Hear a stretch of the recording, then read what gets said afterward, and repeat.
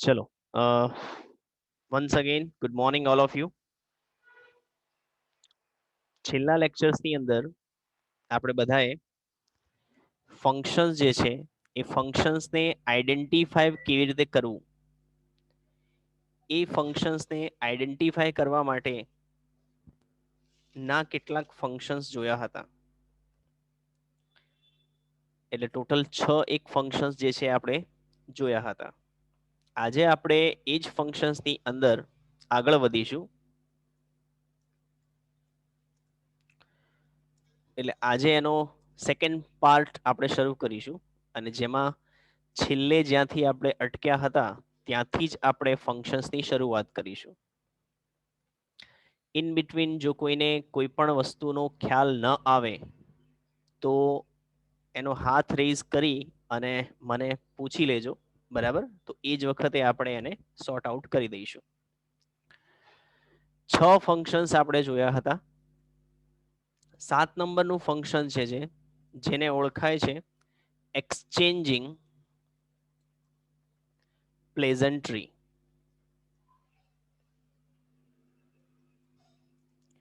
કાં તો નાઇસિટીઝ.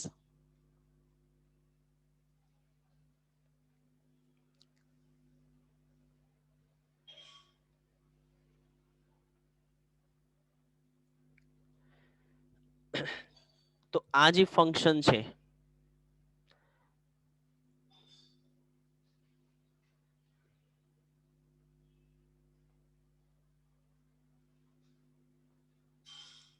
એ ફંક્શન્સનો ઉપયોગ કેવી રીતે થતો હોય છે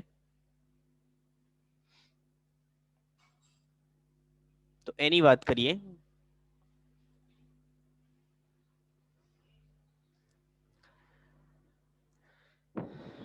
તો આ ફંક્શન જે છે એ શુભેચ્છા દર્શાવવાની હોય સેન્ટેન્સની અંદર,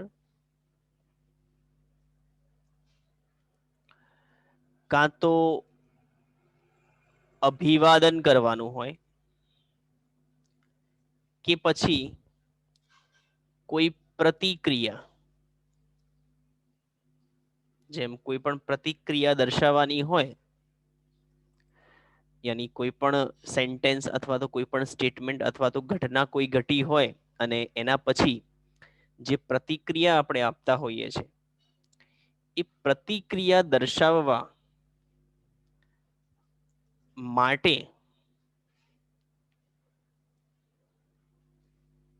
આ શબ્દો જે છે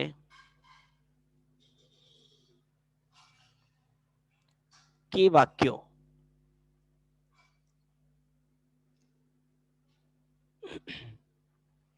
નો ઉપયોગ થાય. બરાબર? એટલે ટૂંકમાં જ્યારે તમે શુભેચ્છા આપો છો, શુભેચ્છામાં તમે કેવા પ્રકારના સેન્ટેન્સ બોલો છો? આપણે કોઈને શુભેચ્છા આપીએ તો શુભેચ્છા આપતી વખતે અથવા તો અભિવાદન કરીએ અથવા તો કોઈ સારું કામ થયું હોય અથવા તો કોઈએ સારું રિઝલ્ટ મેળવ્યું હોય તો આ બધા જે સિચ્યુએશન છે અથવા તો કોઈ પણ પ્રકારના ઘટનાઓ ઘટિત થાય છે, આવું કંઈક બનતું હોય છે, ત્યારે આપણે કેવા પ્રકારના સેન્ટેન્સીસ અથવા તો વર્ડ્સ જે છે એનો ઉપયોગ કરીએ છીએ? કોઈને ખ્યાલ છે? હાથ રેઝ કરીને મને જણાવો. જો આપણે જે છે તમને આવડે છે એ જ વસ્તુને આપણે બહાર કાઢવાનો પ્રયત્ન કરીએ છીએ. આપણે બધાને ખબર તો છે જ, કારણ કે ઇંગ્લિશ ગ્રામર એક એવી વસ્તુ છે ને કે જે આપણે આપણા રોજિંદા જીવનમાં ઘણો બધો ઉપયોગ તો કરતા હોય પણ એને શું કહેવાય ખબર હોય નહીં. બરાબર ને? હા, ટ્વિંકલબેન બોલો. કોંગ્રેચ્યુલેશન. Very good, congratulations. પછી બીજું Kinjal? Best of luck. Best of luck. બરાબર છે. Meenal? To meet you. Thank you. Very good, thank you. All the best. All the best. Yes Vaishnavi, sorry નાઈ વૈષ્ણવ? Good job. Good job. બરાબર છે. બોલો મિતાલીબેન. Well done. Excellent. Well done. બરાબર છે. ચલો તો excellent, એક્સેલન્સ, વેરી ગુડ. તો આ બધા જે શબ્દો અથવા તો આ પ્રકારના જે વાક્યો જે આપણે વાપરીએ છીએ જેના થકી જેની પ્રતિક્રિયા દર્શાવે છે અને જેનાથી શું થાય, વાતચીત જે કરે છે, વાતચીત કરનારને એક પ્રકારની ખુશી કે દુઃખ બંનેમાંથી કોઈ પણ ખુશી અથવા દુઃખ વ્યક્ત કરી શકે છે. એટલે આવા જે શબ્દોનો ઉપયોગ થાય એ શબ્દોમાં શુભેચ્છા, અભિવાદન કે પ્રતિક્રિયા દર્શાવવા માટે આ શબ્દોનો ઉપયોગ થાય અને જેનાથી વાતચીત કરનારને કાં તો ખુશી અથવા તો દુઃખ વ્યક્ત કરી શકાય છે. એ જે આનો જે છે મૂળ ઉદ્દેશ હોય છે. એટલે આમાં જે પ્રકારના સેન્ટેન્સીસ અથવા તો વપરાતા હોય તો એ આ પ્રકારે હોય છે. અને આ ફંક્શન્સની અંદર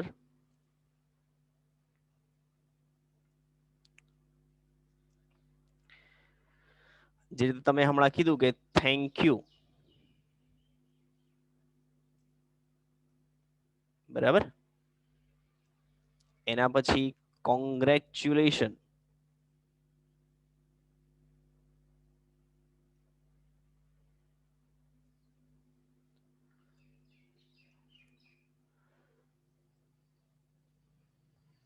એના પછી સોરી પણ આપણે કહી શકીએ છીએ કારણ કે એ પણ એક પ્રકારની પ્રતિક્રિયા છે. તમે હમણાં કીધું વેલ ડન, તો ખૂબ સરસ એવા ભાવાર્થમાં આપણે વપરાય છે. તો જેવા શબ્દોનો ઉપયોગ થાય છે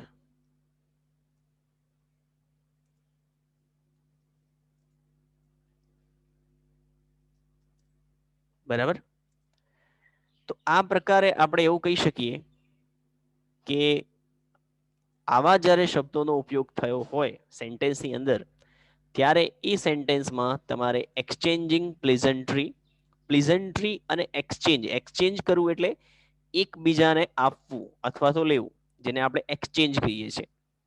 અને પ્લેઝન્ટ્રીનો મિનિંગ થાય ખૂબ જ ખુશી અથવા તો સારી ભાવના, અને નાઇસિટીનો મિનિંગ પણ એવો જ થાય. પણ એમાં જ્યારે આપણે કોઈને દુઃખ વ્યક્ત કરવાની ભાવના હોય, દુઃખ થયું છે તો કોઈને ત્યાં કોઈ પણ વસ્તુની લોસ થઈ હોય અથવા તો કોઈની મૃત્યુ પામ્યું હોય ત્યારે આપણે એને જે આશ્વાસન આપીએ છીએ ખૂબ જ દુઃખ થયું, તો એ જે ઘટનાઓ છે એ પણ દુઃખ વ્યક્ત કરી શકે છે. એટલે એ નાઇસિટીઝમાં જ આવે કારણ કે એ સારી બાબત છે જ્યારે આપણે કોઈને કોન્સોલ્ટ કરીએ છીએ ત્યારે. એક્ઝામ્પલ જોઈએ તો પહેલું એક્ઝામ્પલ છે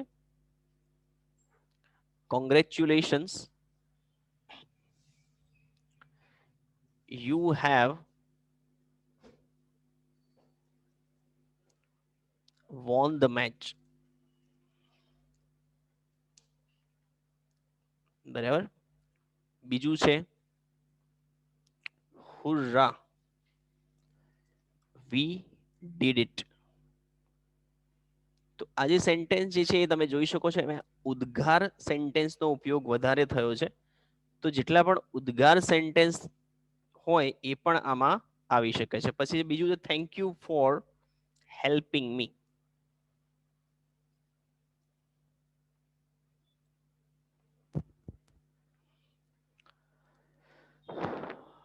For I am sorry,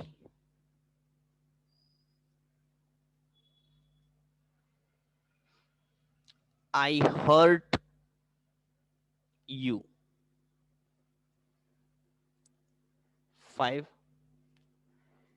wish you all the best.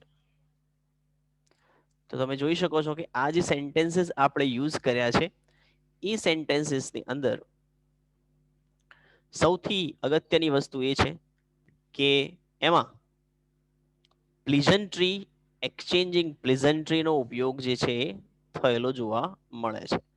સો આ આપણું 7મા નંબરનું ફંક્શન જે છે અહીંયા થયું. બરાબર, ચલો હવે બીજા ફંક્શન્સ ની વાત કરીએ.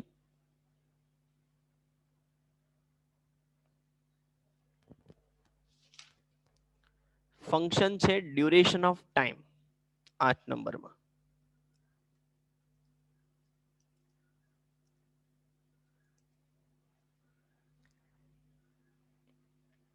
હવે ડ્યુરેશન ઓફ ટાઈમ થોડાક સમય પહેલા જ એટલે કે આપણું જે ફર્સ્ટ આગળના લેક્ચર્સની અંદર આપણે ડિસ્ક્રાઇબિંગ ટાઈમ અથવા તો ડિસ્ક્રાઇબિંગ પ્લેસ વાળા જે ફંક્શન્સ હતા જોયા હતા. અહીંયા ડ્યુરેશન ટાઈમ બતાવે છે. હવે ડ્યુરેશન ઓફ ટાઈમ એક અલગ વસ્તુ છે અને ડિસ્ક્રાઇબિંગ ટાઈમિંગ એ એક અલગ વસ્તુ છે ને એમાં એકચ્યુઅલી અલગ અલગ શબ્દોનો ઉપયોગ થતો એટલે આપણે બંને વચ્ચે કન્ફ્યુઝન ના થાય એનું ધ્યાન રાખવાનું. તો આ ફંક્શન્સનું કાર્ય શું છે? તો આ જે ફંક્શન છે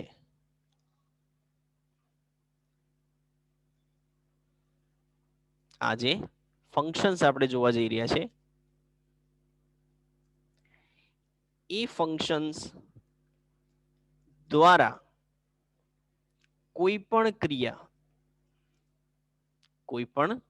ક્રિયા કેટલા સમયથી ચાલે છે એવો ભાવાર્થ દર્શાવાય.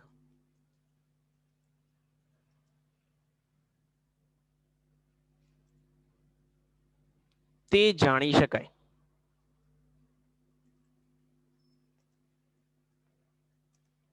એટલે હવે આ જે ફંક્શન ડ્યુરેશન બતાવે છે ટાઈમ ડ્યુરેશન બતાવે છે અને ટાઈમ ડ્યુરેશન શું છે તો કે ભાઈ આ જે ફંક્શન છે એ ફંક્શન્સની અંદર આપણને ક્રિયા જે છે એ કેટલા સમયથી ચાલી રહી છે એવો અર્થ દર્શાવે છે અને એ સમયગાળો આપણને બતાવે છે. અને તમે ક્રિયાનો જે સમયગાળો છે એ સમયગાળો આમાં જાણી શકો છો.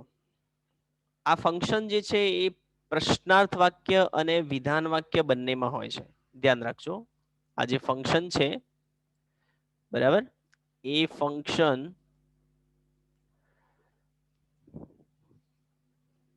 પ્રશ્નાર્થ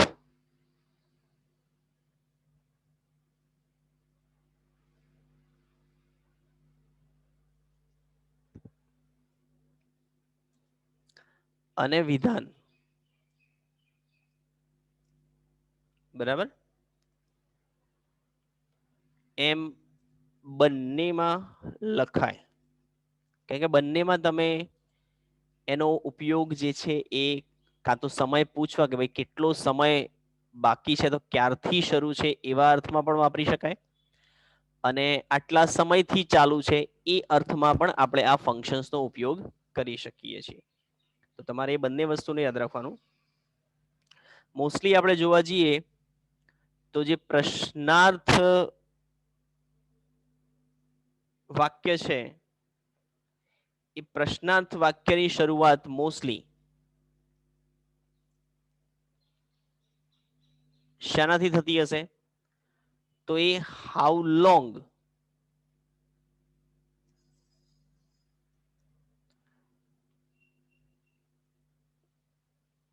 જે છે એનાથી થાય. બરાબર છે. મોસ્ટલી તમારે જો પ્રશ્નાર્થ સેન્ટેન્સ આપેલું હોય અને એમાં ઓપ્શન્સમાં તમને આપેલું હોય કે ડ્યુરેશન ઓફ ટાઈમ તમારે શો કરવાનો છે તો તમે એવું બતાવી શકો છો કે પ્રશ્નાર્થ વાક્યની જે શરૂઆત છે એ હાઉ લોંગ થી મોસ્ટલી થતી હોય છે. જ્યારે વિધાન વાક્યની અંદર કારણ કે આપણે આઈડેન્ટિફાઈ કરવાનું હોય ત્યારે આઈડેન્ટિફાઈ કરવા માટે એક પર્ટિક્યુલર વર્ડ્સની જરૂર પડે જ પડે અને વિધાન વાક્યની અંદર જે છે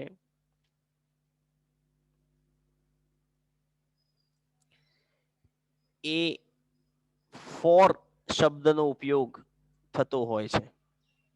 તમે જોઈ શકો છો આપણે એક્ઝામ્પલ જોઈશું એટલે વધારે સારી રીતે આપણને ખબર આવશે કે ફોર પછી સમયગાળો અથવા તો સમય દર્શાવતો શબ્દ.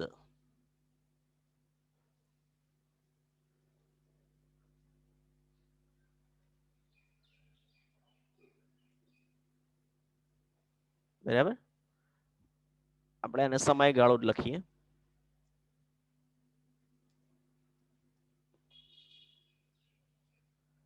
તો ડ્યુરેશન ઓફ ટાઈમ ની અંદર આટલી વસ્તુ યાદ રાખવાની. આ ફંક્શન જે છે એના દ્વારા ક્રિયા કેટલા સમયથી ચાલે છે તે જાણી શકાય.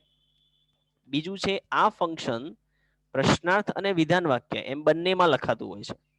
જો પ્રશ્નાર્થ વાક્યની અંદર હોય તો શરૂઆતમાં મોસ્ટલી હાઉ લોંગ ક્યારથી એવો સમય દર્શાવતો ક્વેશ્ચન પૂછાય છે. અને જો વિધાન વાક્ય હોય તેમાં ફોર નો ઉપયોગ થાય છે. ઘણી વખત આમાં ફોર ની જગ્યાએ સિન્સ નો પણ, કારણ કે ફોર અને સિન્સ એ બંને આપણને શું દર્શાવે છે? સમય મીન્સ ક્રિયા જે છે ક્યારથી શરૂ છે એ દર્શાવે છે. પણ સિન્સ આપણે એટલા માટે નથી લખતા કારણ કે સિન્સ જે છે ચોક્કસ સમય દર્શાવે છે અને સિન્સ થી ઘણી વખત એવું થાય કે જેમ પેલું આપણે લોકેશન ઓફ ટાઈમ ભણ્યા હતા જે રીતે કે ભાઈ ડિસ્ક્રાઇબિંગ ટાઈમ અને સ્પેસિફિક ટાઈમ, તો એ જે સ્પેસિફિક ટાઈમ જે છે એ સ્પેસિફિક ટાઈમમાં પણ એનો ઉપયોગ થઈ શકે છે. એથી કરીને આપણે એને નથી લેતા. ચલો એક્ઝામ્પલ પહેલા નંબરનું આપણે જોઈએ. તો ફર્સ્ટ એક્ઝામ્પલ છે how long have you been teaching? પ્રશ્નાર્થ વાક્ય થઈ જશે. બરાબર. અચ્છા, એક એડિશનલ ઇન્ફોર્મેશન આમાં હું તમને અહીંયા બ્રેકેટ કરીને આપી દઉં કે આમાં કેવું હોય છે કે મોસ્ટલી ડ્યુરેશન ઓફ ટાઈમ નું જે સેન્ટેન્સ હશે ને એ સેન્ટેન્સ જે એ પ્રેઝન્ટ પરફેક્ટ કન્ટિન્યુઅસ નું હોય છે, તમને જોવા મળશે. અને એની જે રચના છે એ રચના શું થાય? તો સબ્જેક્ટ પ્લસ હેવ અથવા તો હેઝ પ્લસ એની સાથે બીન અને ક્રિયાપદ જે છે એને આઈએનજી લાગેલું હોય. તો આ જે છે એની સ્ટ્રક્ચર્સ બનશે. આ માત્ર તમને ખાલી એડિશનલ માટે મેં તમને કહી દીધું. બરાબર. કારણ કે મોસ્ટલી જ્યારે ડ્યુરેશન ઓફ ટાઈમ હોય જેમાં ફોર નો ઉપયોગ થયો હોય તો એ વખતે આ જ ટેન્સ જે છે એ ટેન્સ આપણને બતાવે છે કે ભાઈ ક્રિયા ક્યારથી શરૂ છે. કારણ કે તમે જ્યારે have been plus verb plus ING ની શરૂઆત કરો તો એમાં એવું લખે કે ત્યારથી એવા અર્થમાં વપરાતો હોય છે આ ટેન્સ જે છે. અને આ ટેન્સ જે છે એ આપણને મોસ્ટલી ડ્યુરેશન ઓફ ટાઈમ વાળા જે સેન્ટેન્સીસ હોય છે એ ટાઈમ વાળા સેન્ટેન્સીસ નો ઉપયોગ કરાવે છે. એટલે ઘણી વખત તમને બે કામ થઈ જાય.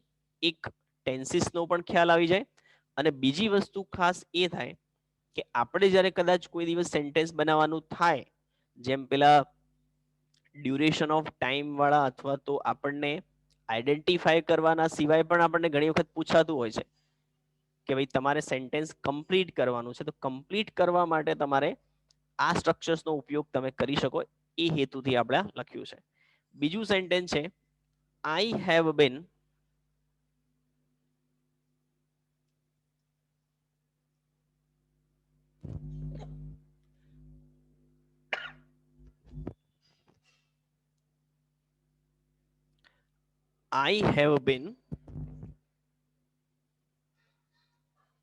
teaching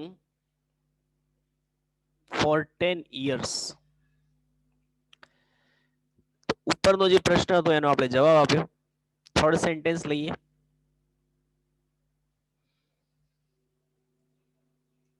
How long has she been reading? બરાબર. તો પાછું હાઉ લોંગ થી છે એનો આન્સર આપી દઈએ આપણે તો એ થાય she has been reading for 3 hours.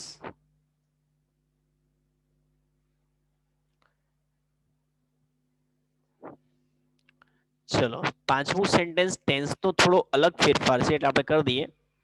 How long did you stay there? એટલે હમણાં જે મેં તમને કીધું કે ભાઈ પ્રેઝન્ટ પરફેક્ટ કન્ટિન્યુઅસ ટેન્સનો મોસ્ટલી ઉપયોગ થાય પણ જરૂરી નથી કે બધી જ વખતે એ જ ટેન્સનો ઉપયોગ કર્યો. દાખલા તરીકે છેલ્લું સેન્ટેન્સ જે છે એ આપણને એવું દર્શાવે કે તમે કેટલો સમય રોકાયા હતા, કેટલો સમય રોકાયા હતા. તો એ પણ ભૂતકાળ જે છે એ દર્શાવે છે. એટલે આપણે એવું કહી શકીએ કે ભાઈ આ સેન્ટેન્સ જે છે એ ભૂતકાળમાં આપણને બતાવેલું છે. એટલે આપણે ધ્યાન એ રાખવાનું કે આપણને કયા ટેન્સમાં આપેલું છે અને કયામાં એ બનશે. મેઇન વસ્તુ ખાસ આની આ તમારે ધ્યાન રાખવાની હોય છે. બરાબર.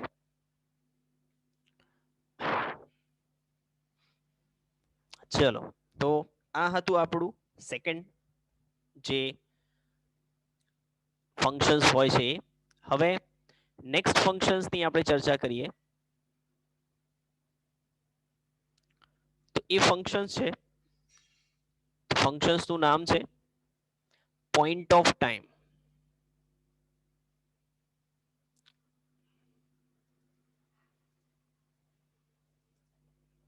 બરાબર. પોઈન્ટ ઓફ ટાઈમ આ ફંક્શન્સનો ઉપયોગ શું થાય? તો પોઈન્ટ ઓફ ટાઈમ, હવે આમ તો ફંક્શન્સનું નામ જ જોઈને આપણને ખબર પડી જાય કે ભાઈ આ જે ફંક્શન છે એ ફંક્શન્સની અંદર પોઈન્ટ ઓફ ટાઈમ જે છે એ યુઝ થયો છે. તો આ જે ફંક્શન છે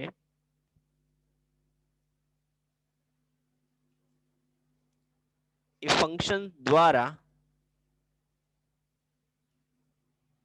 કોઈ પણ ક્રિયા ક્યારે શરૂ થઈ,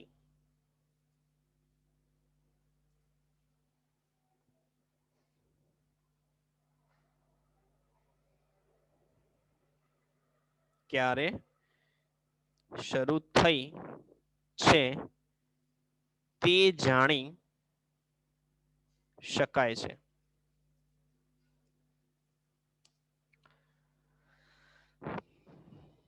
ઇન શોર્ટ, ક્રિયાનો ચોક્કસ સમય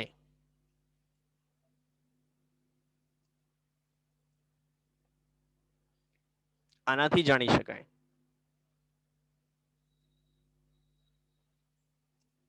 આ ફંક્શન જે છે એ એક્ઝેક્ટ સમય જે છે એ છે એનાથી થઈ. હવે જે રીતે ઉપર આપણે હમણાં ડ્યુરેશન ઓફ ટાઈમ જોયું, તો પોઈન્ટ ઓફ ટાઈમ પણ એક્ઝેક્ટલી એના જેવું જ છે. પણ બંનેમાં ફરક શું છે એ ખાસ આપણે સમજવાનો છે ભાઈ. કારણ કે ઘણા સ્ટુડન્ટ જે છે એ આમાં જ એકચ્યુઅલી મિસ્ટેક્સ કરી બેઠતા હોય છે. અને એ મિસ્ટેક શું હોય છે? તો પોઈન્ટ ઓફ ટાઈમ ને ડ્યુરેશન ઓફ ટાઈમ બંને સાથે જ આપેલું હોય ત્યારે આપણને કન્ફ્યુઝ કરે. એટલા માટે થોડી ક્ષણો પહેલા જ મેં તમને કીધું હતું કે એની અંદર શું શું વપરાય અથવા કેવી રીતે યુઝ થયેલું હોય, તો એ તમારે ખાસ ધ્યાન રાખવું પડે. બરાબર. તો એ આપણે ડિફરન્શિએટ જોઈએ. આમાં પણ પ્રશ્નાર્થ અને વિધાન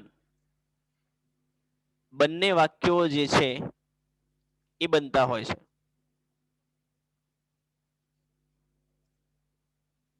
બરાબર. પણ આ ફંક્શન્સને તમારે ઓળખવું હોય, બરાબર, તો પ્રશ્નાર્થ જે છે, પ્રશ્નાર્થ વાક્યની શરૂઆત શેનાથી થાય? તો એની શરૂઆત થતી હોય છે સિન્સ, વેન. શેને થાય? સિન્સ, વેન થી થતી હોય છે. સિન્સ, વેન એવો શબ્દ વપરાય છે. બરાબર. અને જો વિધાન વાક્ય હોય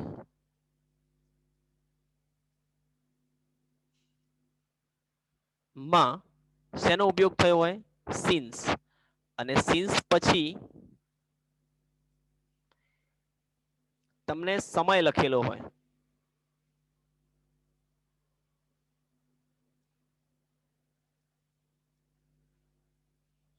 તો આ એની ઓળખ થાય. હવે તમે સમજી ગયા કે આપણને ડ્યુરેશન ઓફ ટાઈમમાં ફોર નો ઉપયોગ થતો હતો, જ્યારે પોઈન્ટ ઓફ ટાઈમ ની અંદર સિન્સ જે છે એ સિન્સ નો ઉપયોગ થાય છે. બરાબર. એટલે આટલી વસ્તુ તમારે ખાસ યાદ રાખવી પડે જે તમને અલગ ફંક્શન્સને સમજાવવામાં મદદ કરે છે કે ભાઈ આ ફંક્શન જે છે અલગ છે. એક્ઝામ્પલ જોઈએ. Since when have you been teaching. જો આમાં પણ એ જ ટેન્સનો ઉપયોગ થયો છે ભાઈ. હેવ બીન વાળો જે ટેન્સ હતો પ્રેઝન્ટ પરફેક્ટ ટેન્સ વાળા જ સેન્ટેન્સ ક્યાંક ને ક્યાંક બનેલા તમને જોવા મળશે. પણ આમાં ચેન્જ અથવા તો ફરક શું છે મેં તમને હમણાં જ કીધું કે આપણે જે વસ્તુ સમજવાની છે એ છે આ સિન્સ વાળી, કે આ સેન્ટેન્સ એટલે કે પોઈન્ટ ઓફ ટાઈમ જે છે એક્ઝેક્ટલી સિન્સ દ્વારા દર્શાવાય છે. કારણ કે સિન્સ જે છે એ perfection of time, accuracy of time આપણને શો કરે છે. જ્યારે ફોર જે છે એ અનિશ્ચિત સમયગાળા માટે વપરાતો શબ્દ છે એટલા માટે. બીજું સેન્ટેન્સ આપણે લખીએ, આઈ હેવ બીન. આ જ સેન્ટેન્સને આપણે ફેરવી દઈએ તો સિન્સ 2010. બરાબર. હવે તમને શું ફરક સમયમાં અને હોવો જોઈએ હું એ દર્શાવી દઉં કે આ જે વસ્તુ છે ને એ વસ્તુ તમારે સમજવા જેવી એટલા માટે છે કારણ કે ફોર ની અંદર પણ સમયગાળો જ હતો અને સિન્સ, અને સેમ સેન્ટેન્સ આપણે ત્યાં ઉપયોગ કર્યું હતું. તો તમે જોઈ શકો છો કે ત્યાં આપણે સેન્ટેન્સમાં શું લખ્યું હતું કે ભાઈ how long have you been teaching હતું, તો ત્યાં આપણે 10 યર લખ્યા હતા. જ્યારે અહીંયા જે છે એ 2010, બરાબર, 10 વર્ષ, એટલે 10 વર્ષની અંદર શરૂઆત ક્યાંથી થઈ હશે એ નક્કી નથી કરાતું. 10 વર્ષ એટલે ગમે તે રીતે. પણ અહીંયા જે છે તમે જોઈ શકો છો કે તમે ક્યાંથી ભણાવો છો, તો એમાં I have been teaching since 2010, 2010 થી, એટલે એક્ઝેક્ટ સમય જે છે એ તમને દર્શાવે છે. એટલે જો સિન્સ સાથે કઈ ટાઈમ્સ અથવા સમય વપરાય, આમાં હું લખું છું કે જો ફોર હોય ને તો ફોર સાથે તમારે નંબર્સ શો કરતા હોય, લાઈક 1, 2, 3, 4 યર, 5 યર, 2 વીક્સ, બરાબર. એવા ડેઝ, લાઈક મંથ, યર્સ જે છે એ, એના પછી week, 1 week, 2 week, 3 weeks, like that way. તો આવો જે સમયગાળો આપેલો હોય એ હંમેશા ફોર સાથે વપરાય છે. જ્યારે સિન્સ જે છે એ સિન્સ સાથે તમને આ રીતે જુઓ, મોર્નિંગ એક્ઝેક્ટ સમય જે હોય છે, બરાબર, મોર્નિંગ આવી ગયું એટલે ઇવનિંગ આવી જાય. સિન્સ યર આવી જાય, બરાબર, તો 2010 અને સમથિંગ લાઈક ધેટ. યર્સ, અહીંયા જે યર્સ આપણે લખ્યું છે એ ન્યુમેરિકલ હશે, નંબરમાં, કે 4 વર્ષ, 5 વર્ષ, 10 વર્ષ, લાઈક ધેટ વે. પણ અહીંયા જે હોય છે મોર્નિંગ અથવા તો સિન્સ 2010, યાની વર્ષ જે છે એ આપણે દર્શાવેલું હોય છે. તો આ બે વસ્તુઓ તમારે ડિફરન્શિએટ જે છે એ ખાસ યાદ રાખવાનું, કે જેમાં તમે આ રીતે લખી શકો છો અને એ સમજી શકો છો કે ભાઈ હા, મારે જે છે આ રીતે સેન્ટેન્સમાં આ સમયગાળો જે છે લખવાનો છે. તો જ તમે શું છે બંનેમાં ડિફરન્સ કરી શકશો, બરાબર. નહીં તો કેવું થશે કે બંને જે છે કન્ફ્યુઝિંગ આપણને કરશે, બરાબર. અને એવું ના થાય એટલા માટે જ આપણે આ રીતનું એને સ્ટડી કરવું જરૂરી છે. તો આ રીતે તમારું આ જે ફંક્શન જે છે એ ફંક્શનમાં આજે આપણે 3 ફંક્શન જે છે એ જોયા છે. આવતા લેક્ચર્સની અંદર આપણે બીજા ફંક્શન જોઈશું, બરાબર. હવે કોઈને પણ પ્રશ્ન હોય તો એ પ્રશ્ન મને પૂછી શકે છે.